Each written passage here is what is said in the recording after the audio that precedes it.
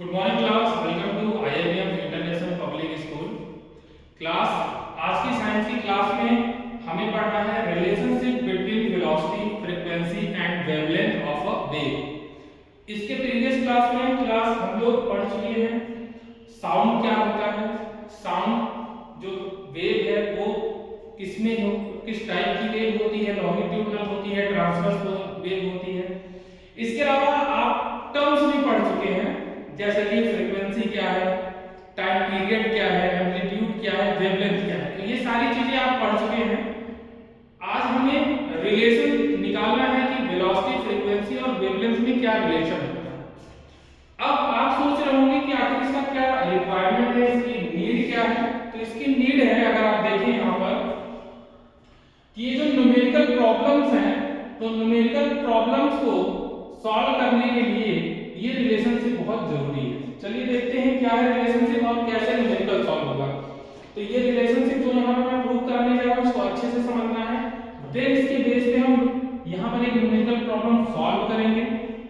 देखिए, अगर मैं आपसे पूछूं कि वेलोसिटी सिंपली बताइए होता क्या है, आप कहेंगे sir velocity is equal to distance travelled upon time taken. Simply velocity को हम इसी से समझते हैं, वेलोसिटी इक्वल टू स्पीड, या फिर स्पीड की बात करें speed equal to distance upon time. तो इसको हम थोड़ी फिजिक्स की भाषा में, फिजिक्स की लैंग्वेज में ट्रांसलेट करते हैं।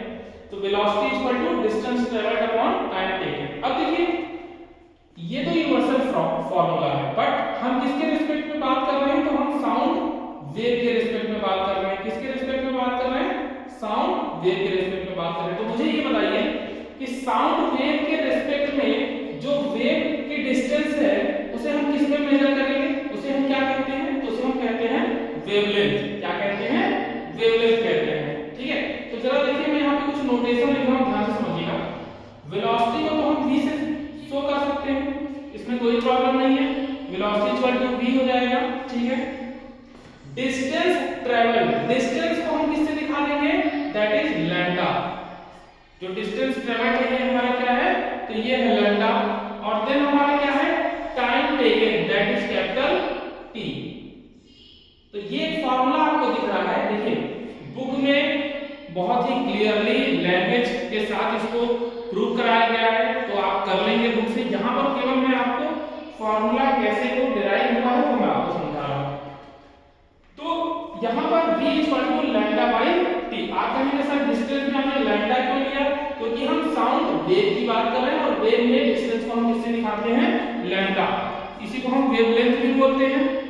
और ये जो कैपिटल टी है, अब एक वेव को जितना टाइम लगेगा उसे हम क्या कहते हैं, टाइम पीरियड कहते हैं। तो देखिए ये जो ऊपर की क्वांटिटी है लैम्डा, ये किसको शो कर रही है, तो ये वेवलेंथ को शो कर रही है।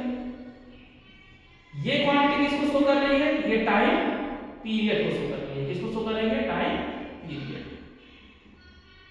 ठीक है, तो अभी तक यहाँ सारी चीजें चल रही हैं, क्लियरली कोई प्रॉब्लम नहीं है। अब जरा देखिए हेडिंग आपने क्या लिया था, आपको रिलेशनशिप किसके बीच में निकालना था, वेलोसिटी वो है, फ्रीक्वेंसी वो नहीं है, वेवलेंथ वो है।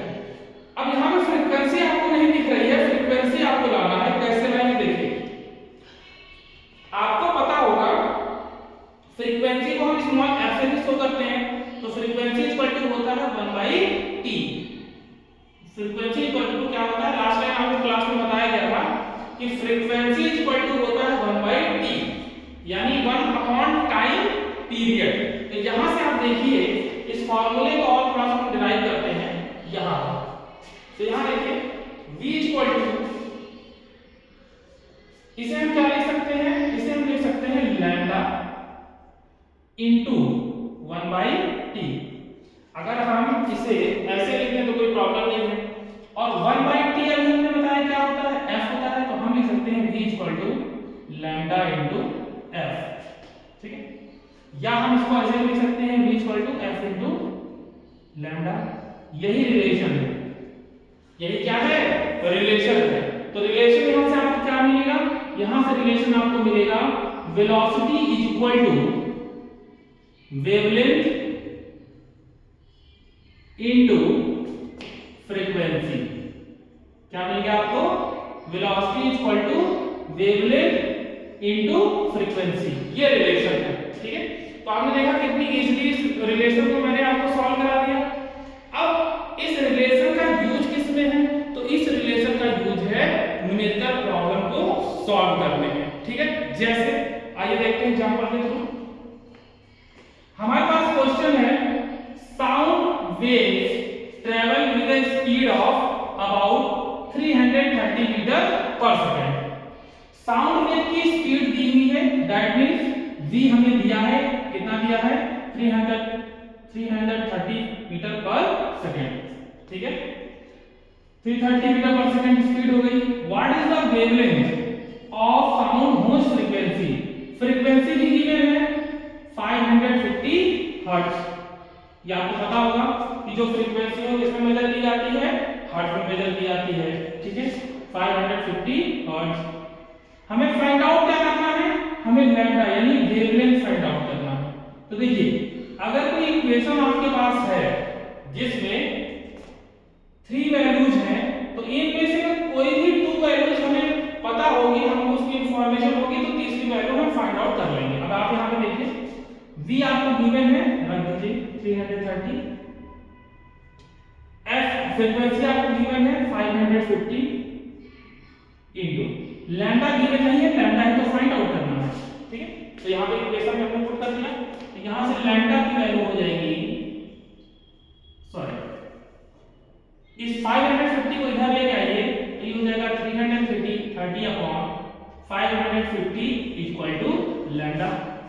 देखिए इसको और सॉल्व कर लीजिए, 0 से 0 आप कट कर देंगे, उसके बाद 11 3 जा 33, 11 5 जा 55, तो ये लैम्डा इक्वल टू हो जाएगा 3/5।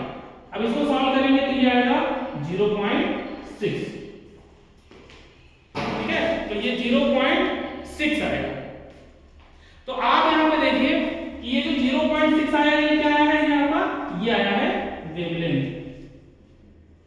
क्या आया है? ये वेवलेंथ। ठीक, तो वेवलेंथ किस में आएगा?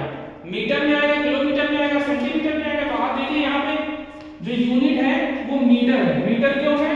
क्योंकि स्पीड में देखिए मीटर पर सेकंड, आप यहां से देख सकते हैं, तो इसीलिए आपका आंसर किस में आएगा?